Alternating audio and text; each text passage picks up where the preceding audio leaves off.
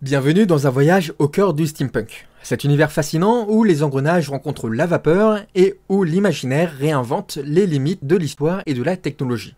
Avant de plonger dans le sujet d'aujourd'hui, un immense merci à Nico, PDG de la maison d'édition Château de Château, pour m'avoir fourni la version numérique des 5 premiers tomes de Dragon Metropolis. Cette vidéo n'aurait jamais été possible sans son soutien.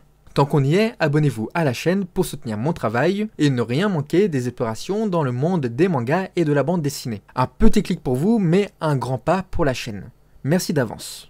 Alors c'est quoi le steampunk? C'est un sous-genre du rétrofuturisme qui mélange le 19e siècle, la révolution industrielle et une touche de science-fiction. Imaginez un univers où la vapeur et les engrenages sont la base de toute technologie, où la mode victorienne rencontre des inventions impossibles et où des thématiques comme l'innovation et la lutte des classes prennent une place centrale. Parmi les tropes récurrents, on retrouve des machines extravagantes, les intrigues politiques, les explorations scientifiques et souvent une bonne dose de critique sociale. Bref, le steampunk est un voyage dans un monde qui aurait pu être mais qui ne sera jamais. Pour mieux comprendre où se situe Dragon Metropolis dans le paysage du steampunk, j'ai pris le temps d'explorer plusieurs œuvres majeures du genre. Côté manga, on a City Hall, un manga français, un récit qui joue habilement avec l'idée de l'écriture comme arme dans un monde dominé par la technologie vapeur. Du côté des comics, Lady Mechanica est une référence incontournable, avec ses personnages hauts en couleur et ses intrigues dignes de romans policiers victoriens, et bien sûr, en bande dessinée européenne, des titres comme Echo Monde Miroir ou encore Le Voyage Extraordinaire offrent une vision singulière de cet univers. D'ailleurs, une vidéo dédiée à Echo est en préparation, restez connectés. Mais aujourd'hui, c'est Dragon Metropolis qui retient toute notre attention et laissez-moi vous dire que c'est probablement l'une des œuvres steampunk les plus intéressantes que j'ai pu lire. Dragon Metropolis est un manhwa, donc un manga taïwanais. Écrit par Barthes Jr. et publié en France par Château de Château, la série compte pour l'instant 5 tomes traduits et 5 également dans son pays d'origine. Après la faillite de son éditeur initial, la série a failli ne jamais connaître de fin. Mais heureusement, Château de Château a repris l'édition et nous garantit une conclusion en 7 tomes. Le point de départ de cette histoire, Dragon Dynasty, une nation prospère grâce à une invention révolutionnaire. Une machine à mouvement perpétuel appelée Neverending. À première vue, cette technologie est un miracle. Une locomotive pour le progrès, mais tout n'est pas aussi idéal qu'il n'y paraît. Au centre de l'histoire, on retrouve Lang Xingui, un héros amnésique qui se réveille dans une ville étrange, découvrant peu à peu la vérité sombre et corrompue qui se cache derrière cette prospérité apparente. À travers les notes qu'il avait écrites avant sa perte de mémoire, il comprend que Dragon Metropolis est une ville divisée par les grandes puissances, rongée par des luttes d'intérêts et la dévastation provoquée par cette fameuse machine. Le ton est sombre, l'univers est riche, et l'histoire nous entraîne dans une enquête où chaque révélation donne envie de tourner la page.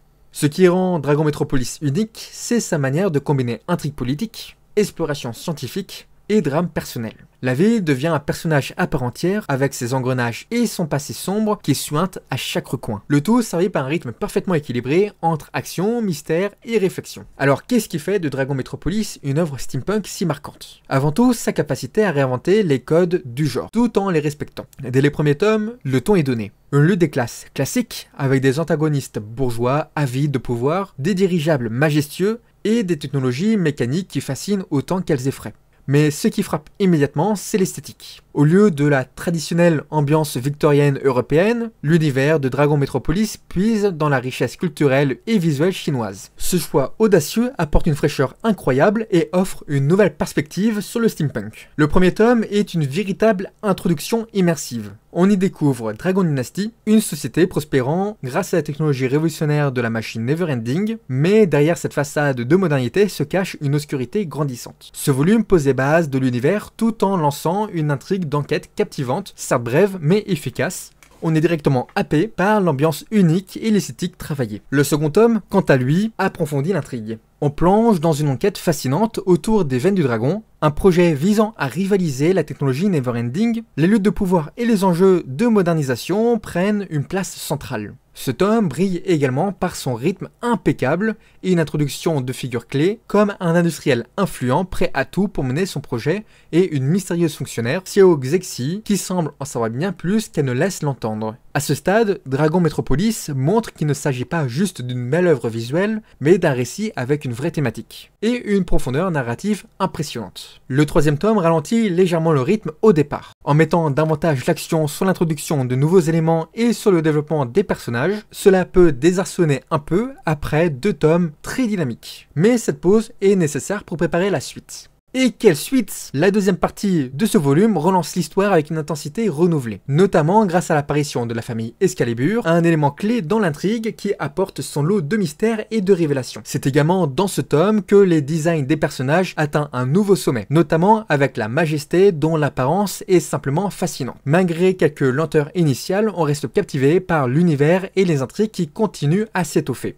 Et puis arrive le 4e tome. Ici, l'histoire prend une tournure encore plus sombre et mature. Quelques passages un peu gore viennent intensifier l'atmosphère oppressante, tout en s'intégrant parfaitement à l'intrigue. Ce tome met également en avant les références aux mythes chinois, qui enrichissent encore davantage cet univers déjà dense. Ce mélange unique de steampunk et de culture asiatique et de thèmes complexes comme le pouvoir, la modernité et les luttes d'intérêt fait de Dragon Metropolis une œuvre singulière et fascinante. Chaque chapitre est un régal à lire avec une exécution brillante des idées narratives. Enfin, le 5e tome est tout simplement exceptionnel. C'est un volume riche en action, mais aussi en révélations majeures. On en apprend davantage sur la famille Excalibur et l'histoire prend une dimension encore plus dramatique et captivante. Les enjeux montent en intensité et chaque nouvelle information sur l'univers ou sur les personnages nous pousse à tourner les pages avec frénésie. Ce tome est également un rappel poignant des difficultés rencontrées par la série puisque c'est ici que la version originale s'est arrêtée en raison de la faillite de l'éditeur d'origine. Heureusement pour nous, Château de Château a repris le flambeau et nous permettra de découvrir la fin avec cette incroyable aventure. Pour moi, Dragon Metropolis n'est pas seulement une bonne série steampunk, c'est l'une des meilleures œuvres que j'ai pu lire de ce genre.